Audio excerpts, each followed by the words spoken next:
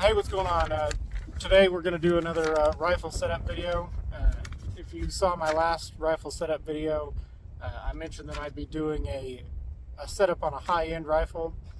So that's what I've got sitting here beside me today. Now this is a full custom 7 PRC owned by a buddy of mine.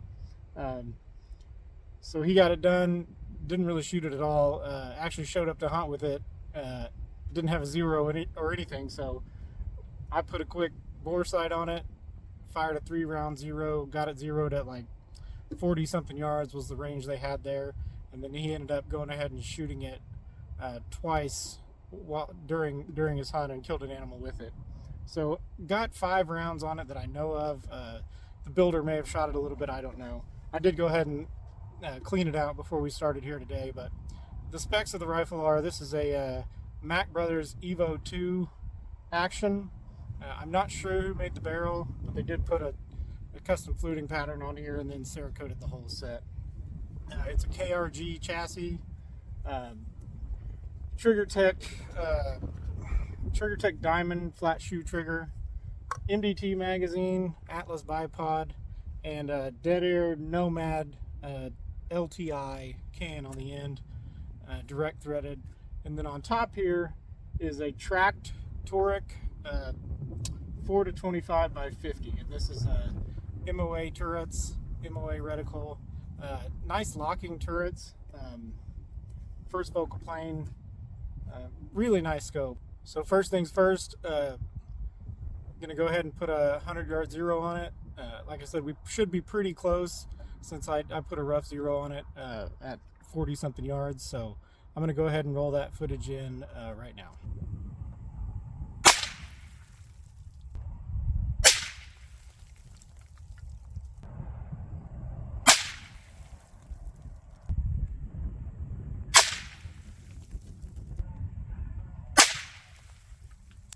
So in my last setup video, I took you through the whole process, cleaning the rifle, mounting a base, mounting a scope, going out and bore sighting and getting it zeroed. And I mentioned in that video that that was a, sort of a hunting rifle, thin barrel, fairly cheap scope. We had some trouble getting the adjustments to work correctly, trying to get it zeroed. Ended up being able to get it zeroed. It's just a lot of trouble, and I mentioned that if you use high quality components, that process becomes a whole lot easier. So having said that, here's our 100-yard zero target. First 3 shots there on top. The first 3 shots I fired out of the gun today, and then obviously you can see we're 1 minute high and a 1/4 minute to the right. So I made in this scope 1 minute correction down and then a 1/4 minute correction to the left. Fired these 2 rounds. Everything worked and hit perfectly as you would expect. Now we are shooting some Hornady Precision Hunter factory ammunition. This is the 175 grain ELDX bullet.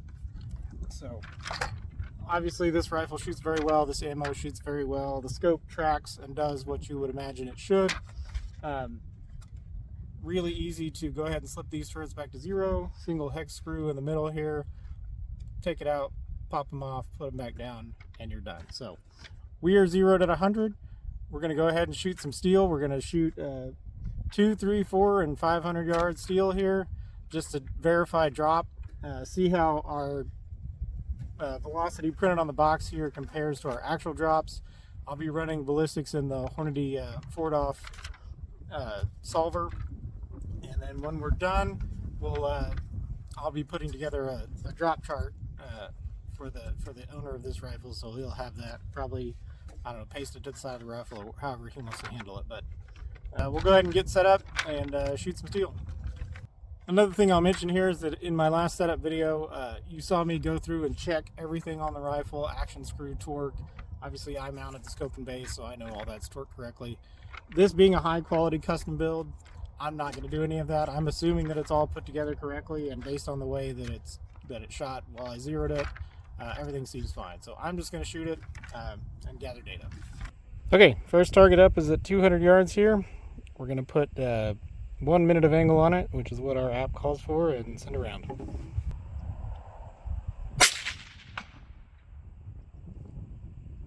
Okay, moving on to 300 yards here.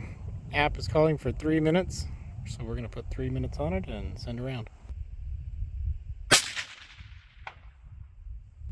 Okay, next up 400 yards, calling for 5.3 minutes.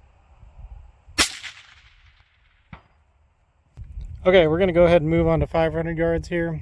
Now we're getting quite a bit of wind here at the shooting position. It's bouncing our spotting scope around quite a bit, but we're not really seeing that downrange because of the tree line. We were hitting consistently a little low. I made a few tweaks to the data in the app and bumped my velocity down a little bit. We're going to see if that helps. At 500 yards now, it's calling for 8 3/4 minutes. So I'm going to dial that on. We'll probably go ahead and shoot a group here, a 3-shot group if we get on steel in the first hit.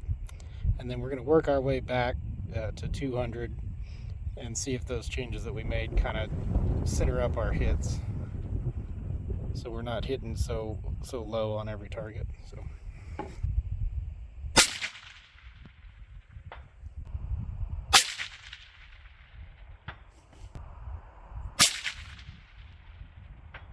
all right, moving back to 400 here. Made an adjustment and it's calling for 5 3/4 minutes. All right, moving back to 300 here. It's calling for 3 1/4. Last round of ammo in this box. I think we're gonna make this hit and we're gonna call it good.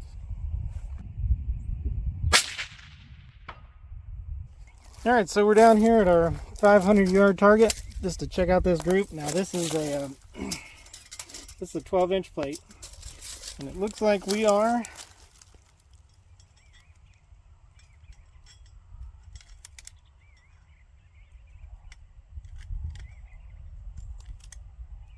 two and a quarter inch group at 500 yards. Can't get much better than that. Hey, if you made it here to the end of the video, thanks for watching. And if you are in the Abilene, Texas area, and this is something you'd be interested in, and having your rifle shot out to 500 yards, gather some drop data, have a chart put together for you, something like that for hunting season, send me an email. My email's in the description below, and we can work something out. Anyway, we'll see you in the next video.